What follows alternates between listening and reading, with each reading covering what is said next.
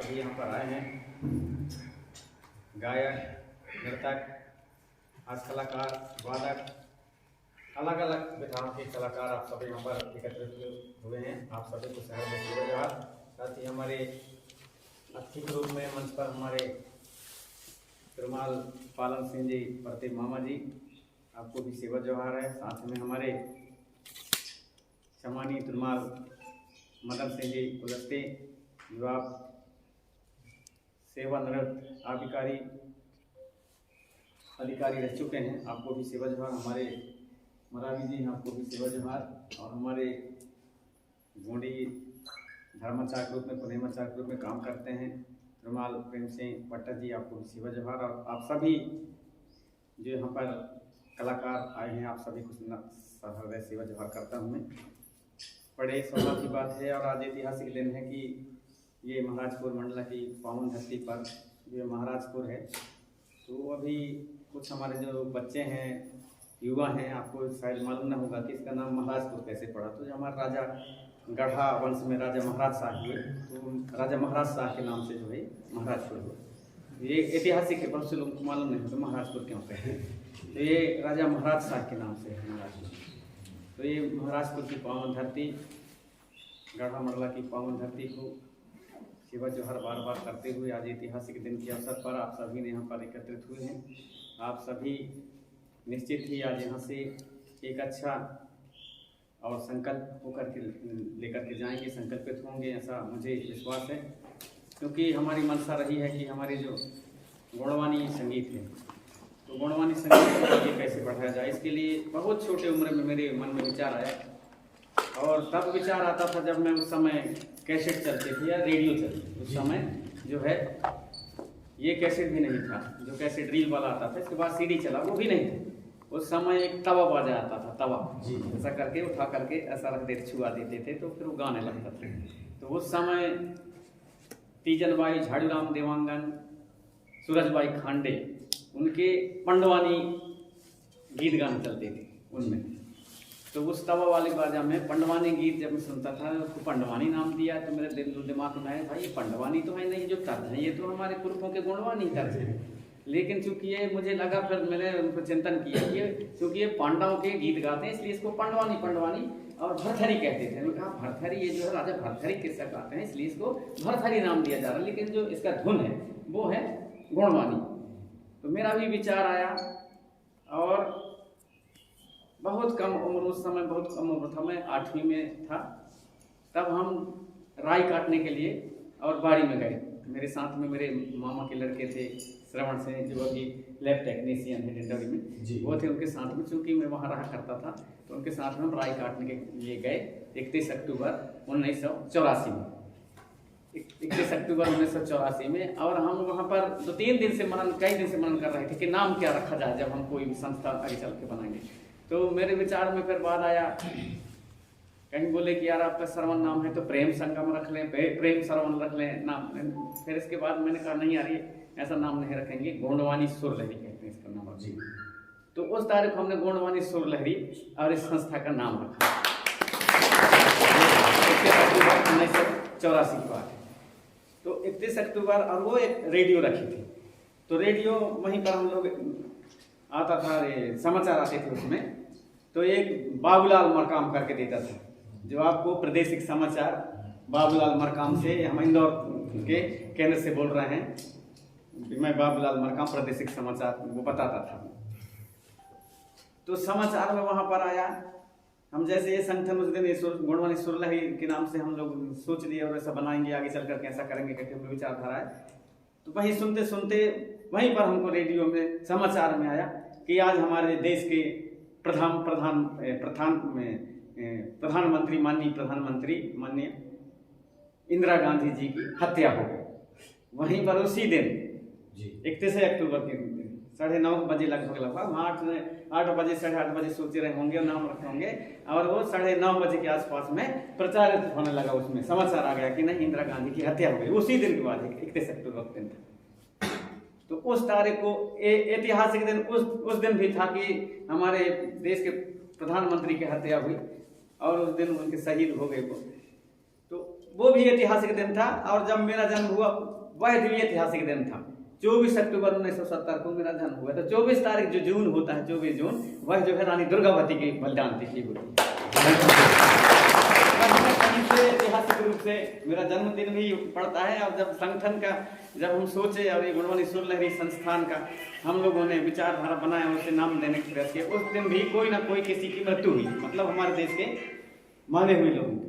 तो ये ऐतिहासिक दिन है। और आज जो यहाँ पर महाराजपुर की धरती पर बैठे हैं, आज ये तारीख 27 तारीख है, ये भी मेरे हिसाब से बहुत बड़ा ऐतिहासिक दिन है कि आप हम सब ऐसे कलाकार एक जगह नहीं बैठे, एक जगह नहीं बैठे हैं। आप सब लोग यहाँ वहाँ गाते हैं, हमारे गुणवाना के गीत और संगीत गाते हैं, लेकिन इस प्रकार से एक जगह बैठने का अवसर ही नहीं मिला।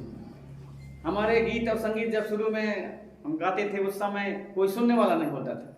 यदि कोई हमारे कैसेट भी खरीद लेता था तो और छिपा के लुका के रखता था अपने जेब में कि कोई देख ना ले कि ये गुणवाना के गुणवानी गीत संगीत सुनता है करके, छिपा के रखते थे। उस समय कोई सुनने को तैयार नहीं था। हमारे मामा जी बैठे हैं, आप जानते हैं जब हम बालाघाट क्षेत्र में आप वहाँ सर्विस करते हैं, तो फिर वहाँ जब हम हट्टा बावली में कार्यक्रम देने के लिए गए, तो फिर मामा जी से भी अच्छी मुलाकात हुई। जबकि आपके गांव में तो कई बार जाता था, आपके जो हमारे नाना जी थे, पिताजी आपके, उनके साथ में अच्छे संबंध थे, तो घर में जाते थे। जब मैं वहाँ पर गया कार्यक्रम देने के लिए हट्टा बावली बालाघाट जिले में, तब आपसे कि मैं तो यहीं सर्विस करता हूँ बोले, तो आप जो है गोड़ी में भी गाने गाते हैं और अपनी टीम चलाते हैं। ऐसे हमारे मामा जी के लिए भी आप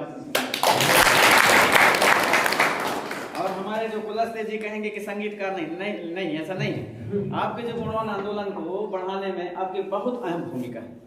उस समय रुकने के लिए कहीं यहाँ पर स्थान नहीं थे। उस समय कहीं भी रुकना पड़ता था हम लोगों को, कहीं स्टैंड में रुक गए, रात हो गई, तो उस समय बसें भी कम चलती थी।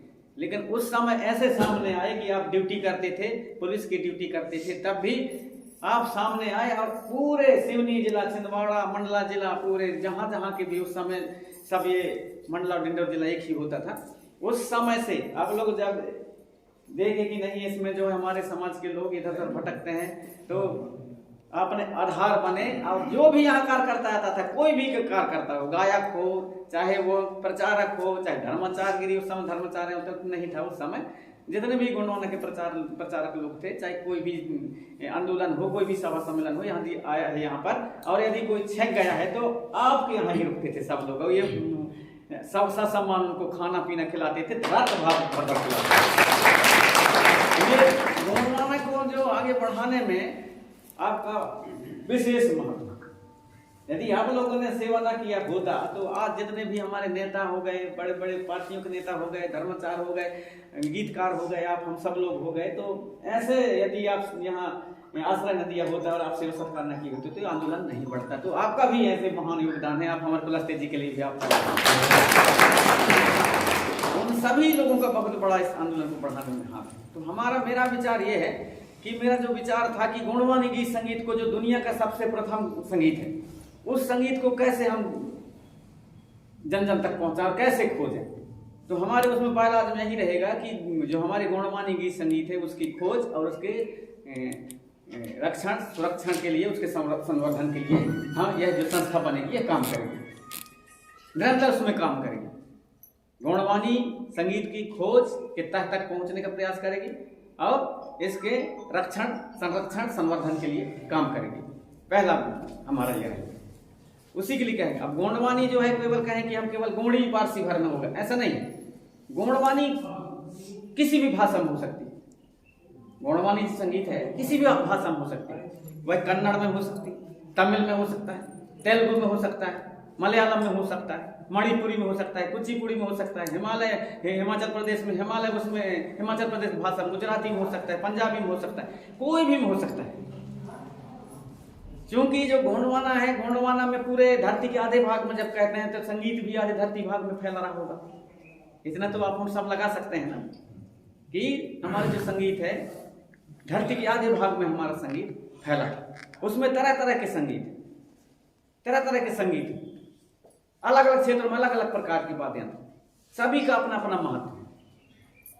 तो हमारे जो गुणवानी संगीत है उसकी उत्पत्ति तक और उसके जो खोज है वहां तक यह जो संस्था है वो पहुंचने का प्रयास करेगी। और आप हम इन्हीं में से जो जिसका दिमाग, जिसका जितना उनके मानसिक परिष्कार जितना जहाँ तक उनकी खोज पहुँचेगा वो अपने अपने हिसाब से फिर लिखेंगे, और उसको आप हम सब ऐसे इसी प्रकार से बैठ करके वहाँ पर मनन करेंगे कि इसने जो लिखा है वास्तव में सही लिखा है कि गलत लिखा है। तो जो सही चीज़ है वो सही चीज़ वहाँ तक पहुँचना चाहिए, उसकी खोज हो सके और दुनिया को हम बता सकें कि हम लोग जो है यहाँ के प्रथम मानव हैं। और जब हम लोगों को मूलवासी कहा जाता है तो हमारे गीत संगीत भी मूलवासी किस प्रकार से सबके जन्मी है।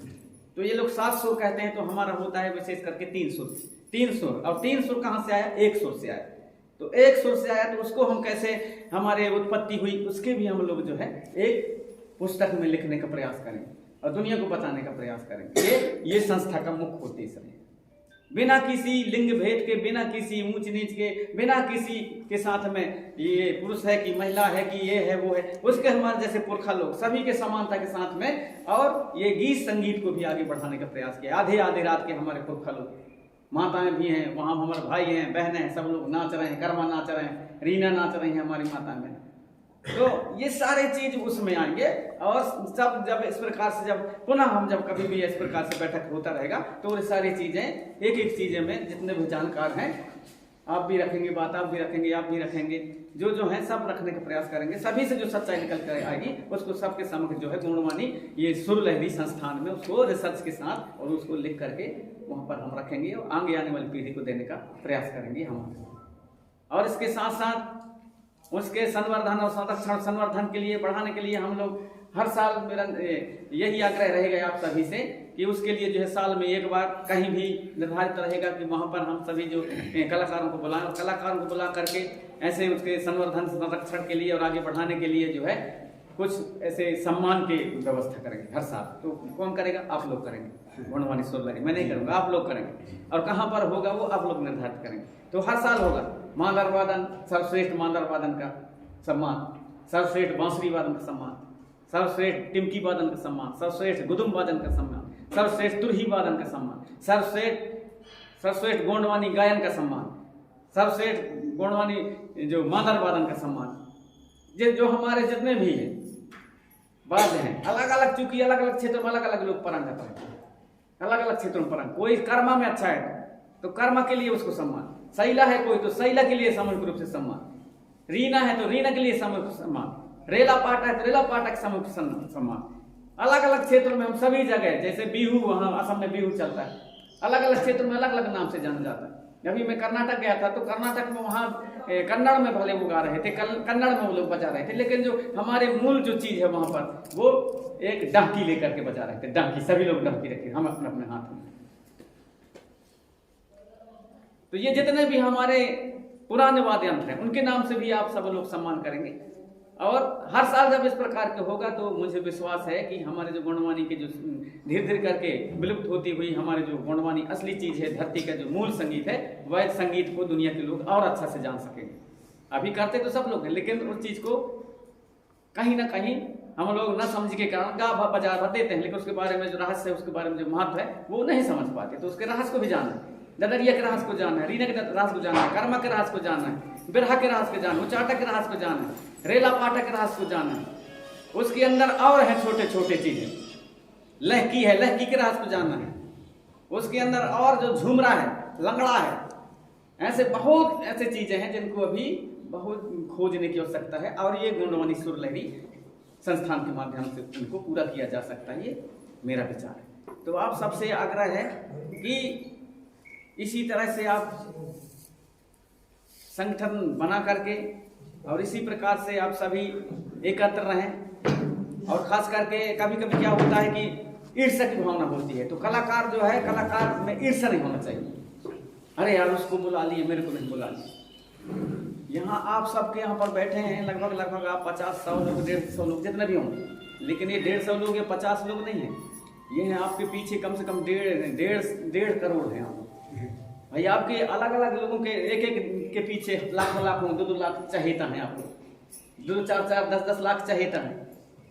तो आप लोग अकेले नहीं हैं। कुछ लोग जो हैं, कोई कलाकार नर्तक को मानता है कि मेरा जो आदर्श ये है, ये अच्छा नाचता है यार, मेरे को ये पसंद पड़ता है, उसके आप लोग उनके आदर्श हो। कुछ लोग जो है वादक को आदर्श मानता है, क्या तबला बजाता है, क्या माला बजाता है, उसको आपका आदर्श मानता है। तो जितने लोग आपको आदर्श मानते हैं वो भी आपके साथ में यहाँ पर बैठे हैं।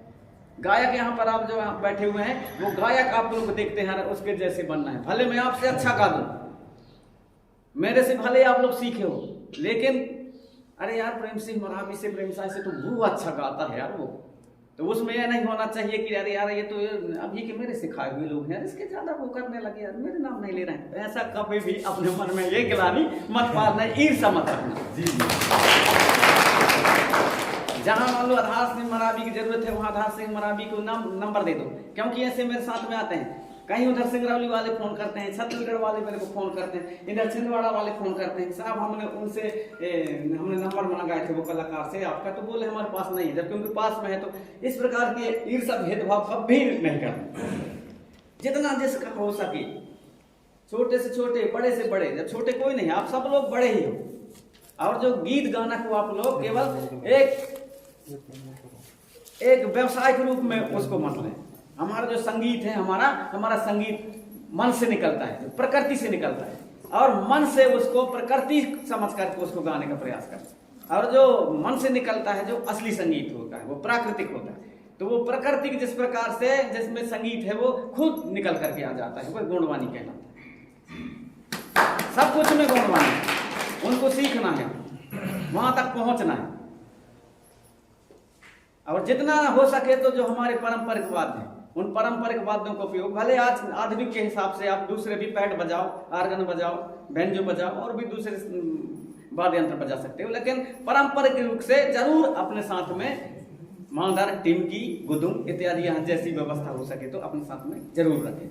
समय में थोड़ा बहुत एक दो गाना में वो भी बजा दें, ताकि हमारे जो चीज है वो चीज कहीं ना कहीं से वो समाप्त लुप्त न हो पाए, वो जरूर रखें, वो जरूर रखें। तो हमारे जो पहले आप सब जानते हैं कि जब हमारा जो पठारी होता है, हमारा जब पठारी जब बाना बजाता था, और पठारी बाना बजाता था, तो वहाँ 100-150 लोग, जितने लोग भी आते थे, अकेला गाता था, अकेले बजाता था, अकेले नाचता था। अब बताओ, अब पूरे रात भर सुनते थे, 2-2 रात सुनते थे उनके गीत को। तो वो वह सुर कौन सा है, वह संगीत कौन सा है, वहां तक हम कब पहुंचेंगे? तो वहां तक हम पहुंचना चाहते हैं। हम यहाँ तक देखे हैं गुणवाणी गीत संगीत की ताकत की, कोई अधमरा, कोई मुर्दा स्वरूप पड़ा है, उसके बेजान है, केवल सुन भर रहा है, लेकिन उठ बैठ नहीं पा रहा है। लेकिन जब हमारा गुनिया वहां पर अपना जब संगीत शुरू करता है, सूपा में दाना रख करके जब वहां जब शुरू करता है, तो गुणवाणी संगीत जब निकलता है, तो गुणवाणी संगीत वो जो बीमार है उठने की, उसमें हिम्मत नहीं, ताकत नहीं, उसके कानों में जब जाता है तो उठ के बैठ जाता है। वो पावर कौन सा है, वो एनर्जी कौन सा है, वहां तक अपन को पहुंचना है। हम कहते हैं कि अब अरे पहले चल गए, अब कुछ नहीं हो सकता, ऐसा नहीं है। यदि हम उनको साधना कर लिए और वहां तक हम पहुंचने का प्रयास कर लिए, तो वह दिन दूर नहीं, जैसे हमारे पुरख लोग वैसा उठा के बैठा देते थे, हम भी उठा के बैठा सकते हैं। वहां तक पहुंचना, वो है गुणवाणी पावर, वो है गुणवाणी की बोल, जिसे लिंगो दर्शन कहते हैं। लिंगो दर्शन जो पारिक उपार लिंगो, यहां से नहीं है, वो लिंगो दर्शन नहीं है, वो लिंगो दर्शन नहीं है। लिंगो दर्शन और इससे बहुत आगे। लिंगो दर्शन ये प्रकृति के स्वरूप है, उस प्रकृति के स्वरूप को इस गुणवाणी की संगीत संस्थान के माध्यम से हम सबके समक्ष और बताने का प्रयास करेंगे, उसको लिखने का प्रयास करेंगे, उस दर्शन को हम पहुंचाने का प्रयास करेंगे। इसलिए हम केवल उदाहरण बताने का प्रयास करता है। अभी जैसे यहाँ पर जगमोहन आया जगमोहन, ये जगमोहन के बच्चे को बीछी चाप दिया, हमारे घर गांव से 17 तारीख को या 18 तारीख को इसके बच्चे को बीछी चाप दिया। अब बीछी चाप दिया तो फिर मेरे फोन लगाया, ठीक हो गया।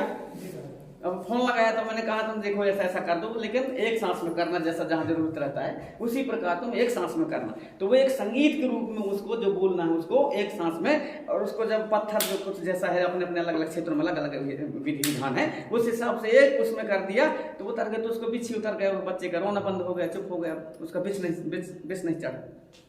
तो कौन काम किया? ये गुणवाणी संगीत काम किया, क्योंकि उसमें जो है वो पावर होती है, वो एनर्जी है, वो उस प्रकार के वो चीजों से वो ठीक हो सकता है।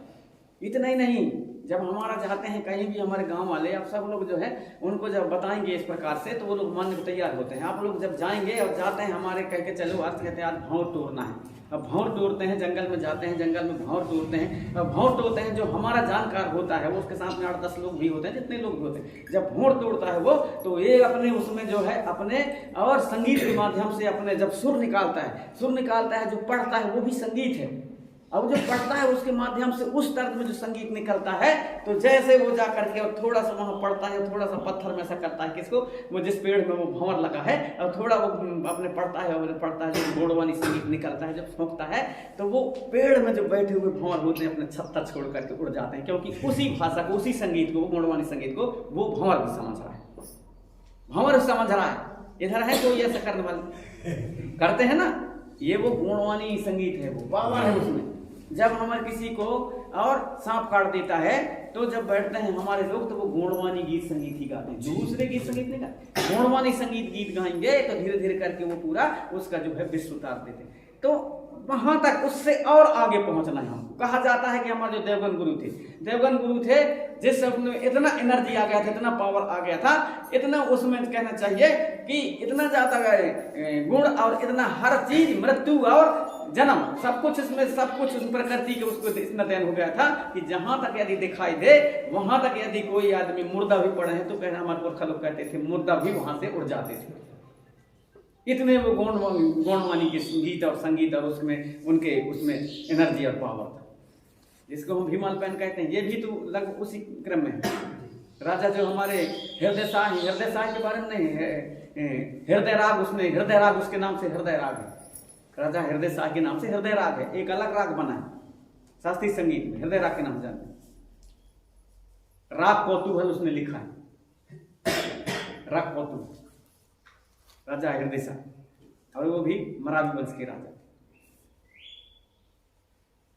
और यहां तक कि वो जब गीत संगीत गाया कहाँ, दिल्ली में औरंगजेब के दरबार में, तो वहां की जो है वहां की बेगम है, वो बेगम उसके ऊपर मोहित होकर के और वो आ गई थी, तो यहाँ नामनगर से उसके अलग घर बनवा दी, समाधि वाले पकड़ेंगे करके, तो राजा लेकिन गलती काम करे तो यहाँ अपने महल में नहीं रह सका तो खिलाने अलग बना दिए, तो वहाँ अलग बना दिए, देखे होंगे ना, गए होंगे पठान। और तो जैसा हमारे समाज में चलता है प्रक्रिया, रोटी भाजियाँ तो खा करके तो ठीक है हम मानेंगे, वैसा कर दी। तो ये एक गौणवानी गीत संगीत की पावर है कि वो कहाँ, दिल्ली में रहने वाली बेगम को भी और वो यहाँ पर लिया। तो इस चीज को, वो संगीत को वहां तक हमको घोषणा है। संगीत केवल गाने गाने भर तक नहीं है, हर चीज में संगीत है, हर चीज के संगीत को अपन को सुनना है और उसको जानना है। ये गौणवानी सुरलहरी संस्थान इसमें रिसर्च करके, खोज करके, और उसमें जो है विधिवत जो जानकार हैं आप सभी के सहयोग से वहाँ हम लिखने का काम करेंगे, और हम रहेंगे तो लिखेंगे, नहीं रहेंगे तो आप करेंगे, इसीलिए तो बनाया जा रहा है, ये सब कुछ जोड़ा जा रहा है, सब कुछ को जोड़ा जाएगा। अलग अलग में जो गीत संगीत हैं, बिच्छू के जो गीत संगीत हैं उसमें कैसे करके उतारा जाता है, सांप के उसमें कैसे करके उतारा जाता है, जो हमारा कहना चाहिए लौकी में ठोका जाता है उसमें संगीत चलता है, उसमें कैसे वो ठीक होते हैं बीमार वाले, झाड़ू में जब झाड़ते पहुंचते हैं तो उसमें कैसा चलता है, इसके बारे में उसमें लिखा जाएगा। उसमें जो हमारा चमीटा में झाड़ फूंक करते हैं उसमें भी संगीत चलता है, तो उसमें भी ठीक हो जाता है। वो उसमें कौन सी ऐसे दर्शन, कौन सी पावर, कौन सी एनर्जी, कौन से रहस्य, उसको भी अपन लोग लिखेंगे। हमारे जो अलग अलग चीज में, किसमें मड़िया दाना में, तो कहीं अपन सन में, तो कहीं कुछ मिला करके जब हमारे वैसे उतारा करके उतारते हैं उसमें कौन सा संगीत चलता है, उसको हम इसमें गौणवानी संगीत, तब हम दुनिया को पावर बता पाएंगे कि हमारे गौणवानी संगीत की ये।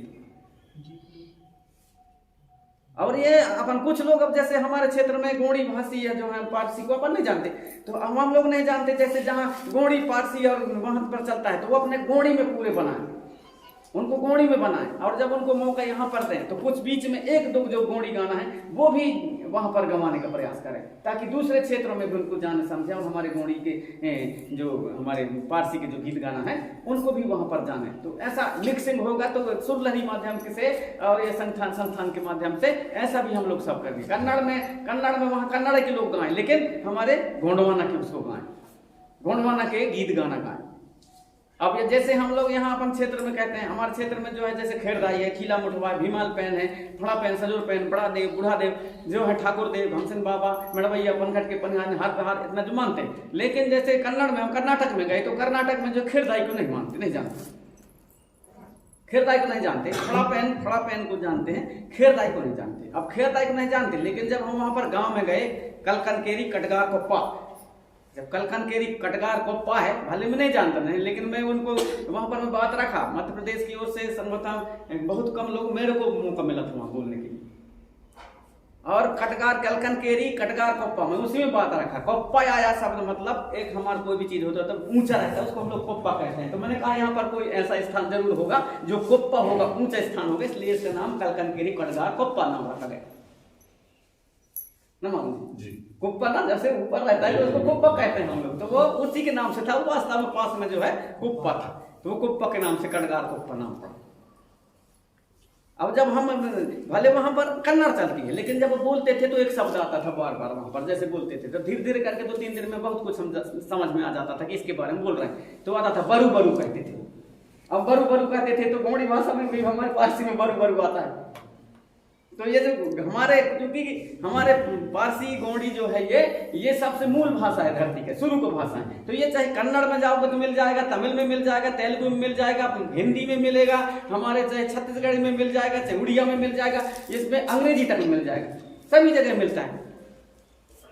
तो ये तो रही भाषा की बात। तो भाषा जो हमारे काम करने वाले हैं भाषा में काम कर रहे हैं, इसी के माध्यम से भी भाषा में जो गीत गाना गाते हैं अलग अलग भाषाओं के, सभी को जोड़ना है। अब निमाड़ी में गा सकते वो भी गोंडी है, बघेली में गा सकते वो भी गोंडिच है, बुंदेलखंडी में गा रहे हैं वो भी गोंडिच में है, भोजपुरी गा रहे हैं वो भी गोंडिच है, कन्नड़ में गा रहे हैं वो भी गोंडी है। लेकिन जो गोंडवाना के धरती के बारे में जो गा रहा है वो सब गोंडवानी में आएंगे, सब गोंडवानी में आएंगे।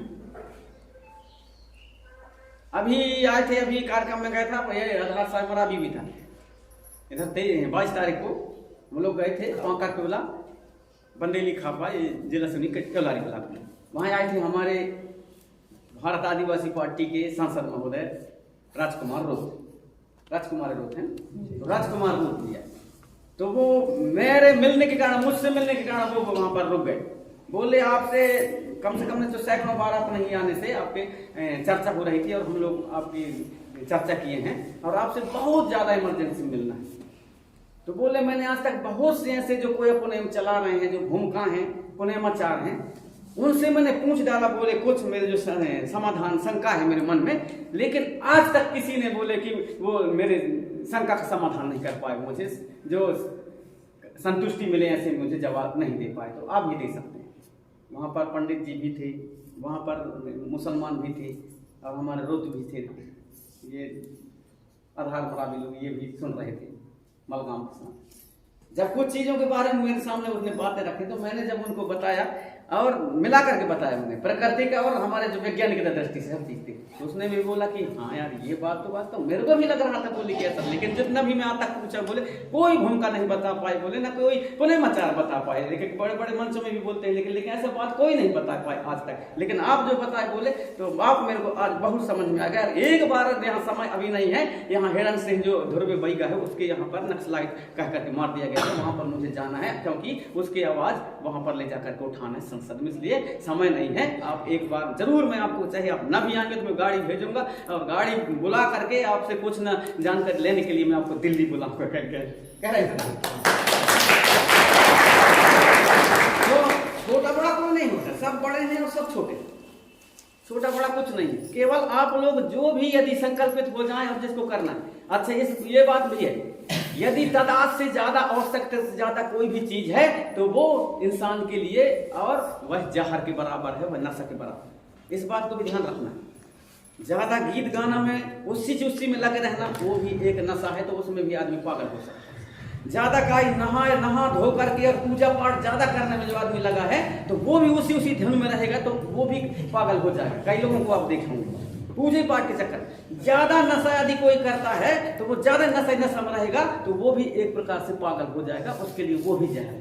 खाना भी यदि आप लोग और आपके वो है कि कम से कम नहीं तो आप लोग 2 रोटी और थोड़ा सा चावल खाएंगे, उसके जगह में यदि 2 टठिया पेज पिएंगे, उसके जगह हम 4 टठिया पिएंगे, तो वो भी जहर है, नशा है कि नहीं? मृत्यु हो सकती है हमारी। भाई 2 टटिया पीते हैं तो उसमें हम लोग पे जब उसमें 4 टटिया पियेंगे तो मौत नहीं होगी, वो भी जहर है। तो कोई भी चीज मतलब संतुलन बना के रखो अपने शरीर को।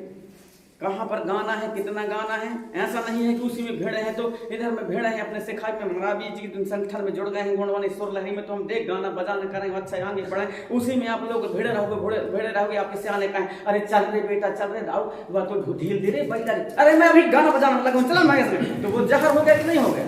जो हमारे माँ बाप और हमारे पिता और हमारा जो व्यवहार है, हमारे जो कहते हैं रिश्ता नाता है, उसमें खटास डाल रहा है, उसमें डिस्टर्ब कर रहा है, वो भी एक जहर है। तो ये पूरे जितने भी संसार में कोई चीज गलत नहीं है और कोई चीज सही नहीं, सब सही भी है, सब गलत भी है। किसका उपयोग कहाँ पर करना चाहिए, कहाँ संगीत का उपयोग करना चाहिए, कहाँ पर हमको काम धंधा का उपयोग करना चाहिए, कहाँ पर हमको हिलने मिलने जुलने का करना चाहिए, कहाँ पर हमको क्या खाना पीना चाहिए, केवल हमको उसके उपयोग करने की तरीका मालूम होना चाहिए। तो सभी चीज अच्छा है और सभी चीज खराब है, हमको उपयोग होना चाहिए। और जो एक भ्रम की स्थिति नहीं होना चाहिए। भ्रम की स्थिति में ये होता है कि भ्रम में ये है कि हमारे लोग जो है अधिकतर भ्रम की स्थिति में जी रहे हैं, और इसी कारण जो हमारी संस्कृति और हमारे जो मूल व्यवस्था है वो मूल व्यवस्था से हटते जा रहे हैं। अब भ्रम ये स्थिति हो गई कि हमारे पुरखा लोग कुछ मानते थे अलग थे, वो मानते हुए हमारे पुरखों की जो व्यवस्था है उनमें हमारा भ्रम हो गया। कहा जाने रे ऐसा होता है कि नहीं होता, कहा जाने रे काम सफल होता है कि नहीं होता, कहा जाने तो हमारे भ्रम है। वो भ्रम है कि हम निर्धारित ही नहीं कह पा रहे हैं कि ये सही है कि ये सही है, और वो भ्रम ही भ्रम में यहाँ पर हमारी व्यवस्था पुरखों की व्यवस्था यहाँ से बिगड़ती है, और हमारे जो मूल तत्व है, मूल चीज है, समाज के जो मूल तत्व है, हमारे जो व्यवस्था के मूल तत्व है, यहाँ पर वो खत्म होते हैं। तो इन चीजों को विशेष ध्यान रखना। अलग अलग क्षेत्रों में केवल संगीत बस नहीं, आप लोग उसमें जो जैसा काम कर रहा है वो काम भी करो, अपने समय में गाना बजाना भी करो, अपने समय में गांव गौत्री में भी जाओ, सारे चीज हर काम करो, सब कुछ करो, लेकिन उसके जो है तरात होना चाहिए, समय सीमा उसके आपको तय होना चाहिए। और कोशिश रहे कि जो हमारे संगीत है, तो संगीत है तो जैसे कोई जानकार है, जानकार भर से संगीत नहीं आता, जानकार ऐसे ऐसे हैं, कोई चीज कहोगे कि कोई चीज है, कोई चीज ऐसा बजा देगा, मान लो बहुत धुरंधर मांदर बजाता है, कोई अच्छा तबला बजाता है, मान लो बाद में कोई अच्छा गाता है, लेकिन ऐसा कोई आदमी जो कभी गाता ना कुछ नहीं करता, लेकिन उसमें ऐसा कोई चीज पावर उसमें मिल सकता है, कोई ऐसा चीज हो सकता है जो मेरे में नहीं है, जो आप किसी में नहीं है, ऐसा उसके पास ऐसा कोई चीज मिल सकता है। आप एक मेरे साथ में है पंचम सिंह ध्रुव, मेरे साथ में भोपाल दिल्ली कई जगह मेरे साथ